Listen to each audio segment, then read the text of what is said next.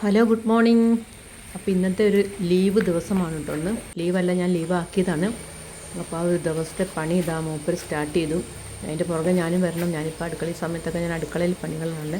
ചോറും കറിയൊക്കെ ഉണ്ടാക്കി വെച്ചിട്ട് വേണമല്ലോ പുറത്തേക്ക് ഇറങ്ങാൻ. നമുക്ക് അങ്ങനത്തെ ഒരു പണികളും കൂടി ഉണ്ടല്ലോ വീട്ടമ്മമാർക്ക്. അപ്പം മൂപ്പര് നമ്മളെ വീടിൻ്റെ പുറകുവശം ഒക്കെയാണ് പുല്ല് ഇങ്ങനെ മതിലിൻ്റെ കൂടി പുല്ലൊക്കെ മുളച്ചിരിക്കുന്നുണ്ട്. അപ്പോൾ എന്നോട് പറഞ്ഞു ലീവല്ലേ, എന്തായാലും കർക്കിടക മാസം വരാൻ പോവാണല്ലോ, അപ്പോൾ അടുത്ത ആഴ്ച തന്നെ കർക്കിടക മാസമല്ലേ, അപ്പം എന്നാൽ അവിടെയൊക്കെ വൃത്തിയാക്കാം എന്ന് പറഞ്ഞ് ഞാൻ ലീവാക്കിയത് മൂപ്പരും കൂടെ നിന്നു കേട്ടോ. അങ്ങനെ പിന്നെ പുല്ല് പറിക്കലും ചെടി മാറ്റി വയ്ക്കലും ഒക്കെ കൂടി ഭയങ്കര പണികളായിരുന്നു കേട്ടോ. അപ്പോൾ ഞാൻ 3-4 ദിവസമായിട്ട് ഞാൻ ഇവിടെ കടയിലൊന്നും പോയിട്ടുണ്ടായിരുന്നില്ല. അമ്മ വീട്ടിൽ വന്നിട്ടുള്ളതുകൊണ്ട്. ഇതെന്താണെന്ന് ചോദിച്ചാൽ ഇത് നിങ്ങൾ കണ്ടില്ല, ഇത് മൂപ്പര് തന്നെ ഉണ്ടാക്കിയാണ് കേട്ടോ. കാക്കയൊക്കെ വരുമ്പം വെറുതെ ഒന്ന് നമ്മൾ അത് കാണിച്ചു കൊടുത്താൽ മതി. ഇപ്പോൾ കാക്കയ്ക്ക് പേടിയാണ്. അതിൻ്റെ അകത്തൊരു എന്താ പറയുക, അമ്പ ചെയ്യുന്ന മാതിരിയാണ്. ഇതൊക്കെ മൂപ്പര് തന്നെ ഉണ്ടാക്കിയാണ് കേട്ടോ സാധനമൊക്കെ.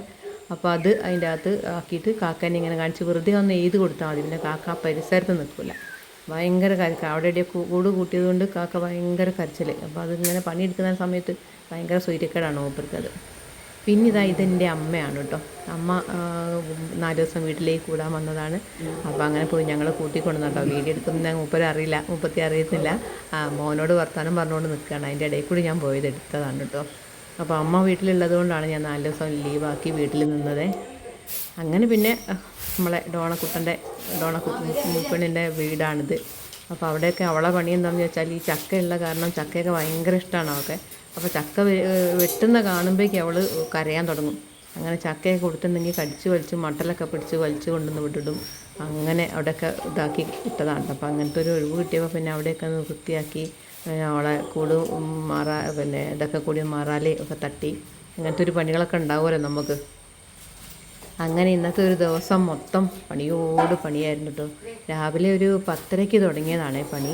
10:30 ആകുമ്പോഴേക്കും എൻ്റെ ചോറും കറിയും ചായയൊക്കെ ഉണ്ടാക്കി കഴിഞ്ഞ് പിന്നെ അത് അടുക്കളത്തെ പണി കഴിഞ്ഞാൽ പിന്നെ നമുക്ക് പുറം പണിയല്ലേ ഉള്ളൂ. അപ്പോൾ പിന്നെ നമുക്ക് പുറം പണി ഇതൊക്കെ കഴിഞ്ഞ് പിന്നെ കുളിച്ചങ്ങ് കയറിയാൽ മതിയല്ലോ. ഞാനിങ്ങനെ പണികളുള്ള ദിവസമൊന്നും ഞാൻ രാവിലെ കുളിക്കാറില്ല കേട്ടോ. അല്ലാത്ത ദിവസം ഞാൻ രാവിലെ കുളിച്ചിട്ടാണ്.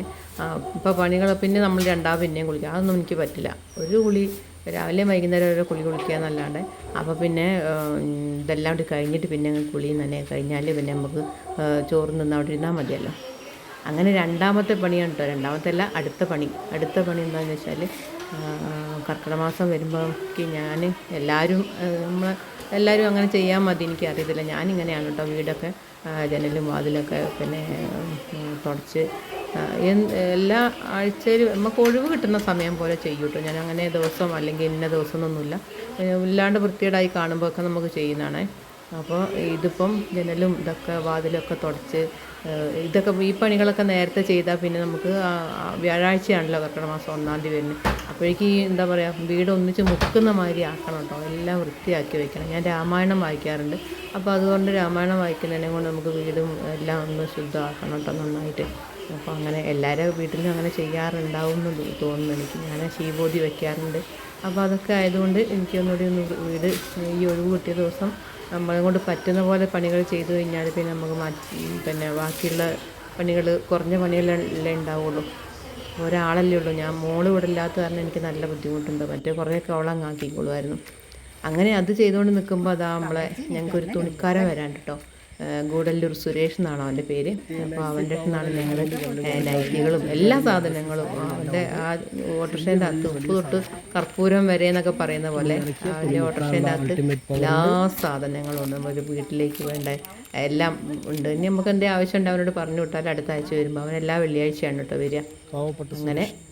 അങ്ങനെ വന്ന് ഞാൻ വിചാരിച്ചു എന്തെങ്കിലുമൊക്കെ ഒന്ന് എടുക്കാം, പൈസ കൊടുക്കാൻ വേണ്ടി വന്നതാണ്. അപ്പോൾ ഈ തുണികളൊക്കെ കാണുമ്പോൾ എന്തായാലും പെണ്ണുങ്ങളല്ലേ എന്തായാലും എടുത്ത് നോക്കും. അപ്പോൾ അത് ഞാൻ മക്കൾക്ക് വേണ്ടിയിട്ട് എടുത്താണ് കേട്ടോ. മാസാരങ്കയും പിന്നെ അതിരയൊക്കെ വരുമ്പം അവർക്ക് ഇടാലോ എന്ന് വിചാരിച്ചിട്ട് എടുത്താണ്. പിന്നെ അതിൻ്റെ അകത്ത് കുറേ റെഡിമെയ്ഡ് ടോപ്പുകളൊക്കെ കണ്ടപ്പം ഞാൻ വെറുതെ നിങ്ങളെ കാണിക്കാൻ വേണ്ടിയിട്ടൊക്കെ എടുത്താണ് കേട്ടോ. പുറമേ നിന്ന് വാങ്ങുന്ന ഷോപ്പിൽ നിന്ന് വാങ്ങുന്നതിന് കുറച്ചൊരു വില വ്യത്യാസമൊക്കെ ഉണ്ടാവും. വെച്ചാൽ നമ്മൾ അടവിനല്ലേ എടുക്കുന്നത്. അവർക്ക് വെള്ളിയാഴ്ചയാണോ വരിക. അപ്പോൾ നമുക്ക് നമ്മളെ കയ്യിലുള്ളതിനനുസരിച്ച് കൊടുത്താൽ മതിയല്ലോ. അപ്പോൾ ചെറിയൊരു വ്യത്യാസം വരും. എന്നാലും തുണികളൊക്കെ നല്ല തുണികളാട്ടോ. ഞങ്ങൾ എടുക്കുന്ന ഇവിടുന്ന് കുറേ ആൾക്കാർ, ഞങ്ങളെ ഭാഗത്തു നിന്നുള്ള കുറേ ആൾക്കാർ അവൻ്റെ തന്നെയാണ്. എല്ലാ സാധനങ്ങളും അല്ലേ, എല്ലാം പുളിയൊക്കെ കൂടുന്ന നല്ല നല്ല പുളികളാണ് കേട്ടോ. അങ്ങനെ പിന്നെ അതൊക്കെ കഴിഞ്ഞ് അപ്പം ഏകദേശം ഇന്നത്തെ ദിവസത്തെ പണിയായിട്ട് കഴിഞ്ഞ് പിന്നെ ഞാൻ അലക്കാൻ വേണ്ടി. അപ്പോൾ ഈ സാധനം എന്താണെന്ന് വെച്ചാൽ പാടത്താളി എന്ന് പറഞ്ഞ സാധനം കേട്ടോ. അപ്പോൾ ഞങ്ങൾ അപ്പുറത്ത് കാട് പറിച്ചപ്പോൾ കിട്ടിയതാണ്. ഇതൊന്നും ഇപ്പോൾ കാണാനേ ഇല്ല. അപ്പോൾ അവിടെ കണ്ടപ്പോൾ ഞാൻ എടുത്തതാണ് പാടത്താളി. അത് തലയിൽ തേച്ചാൽ നമുക്ക് തലയ്ക്ക് നല്ല തണുപ്പുണ്ടാവും, പിന്നെ താരനൊക്കെ നല്ലതാണെന്നൊക്കെ പഴയ അമ്മമാരൊക്കെ പറയുന്നത് കേട്ടോ. അപ്പോൾ ഞാനത് കിട്ടിയത് കൊണ്ട് പോയി ഉരച്ചിട്ട് തലയിൽ തേക്കാമെന്ന് വിചാരിച്ചു. അങ്ങനെ അലക്കും കുളിയൊക്കെ കഴിഞ്ഞാൽ ക്ഷീണിച്ച് അവശയായി വന്നതാണ്. ഞാനിപ്പോഴാണ് ചോറിന് മോട്ടനൊക്കെ നേരത്തെ വന്ന് ചോറൊക്കെ തിന്ന് അമ്മയ്ക്ക് നേരത്തെ ചോറ് കൊടുത്തു. അങ്ങനെ ഇത്രയൊക്കെ ഉള്ളൂ കേട്ടോ ഇന്നത്തെ എൻ്റെ വീഡിയോ. നിങ്ങൾക്ക് വീഡിയോ ഇഷ്ടമായിട്ടുണ്ടെങ്കിൽ സബ്സ്ക്രൈബ് ചെയ്യുക, കമൻറ്റ് ചെയ്യുക, ഷെയർ ചെയ്യേണ്ട ആവശ്യമില്ല, കമൻറ്റ് ഇടണം കേട്ടോ എന്തായാലും. അപ്പോൾ അടുത്ത വീഡിയോയിലായിട്ട് കാണാം. Okay, by.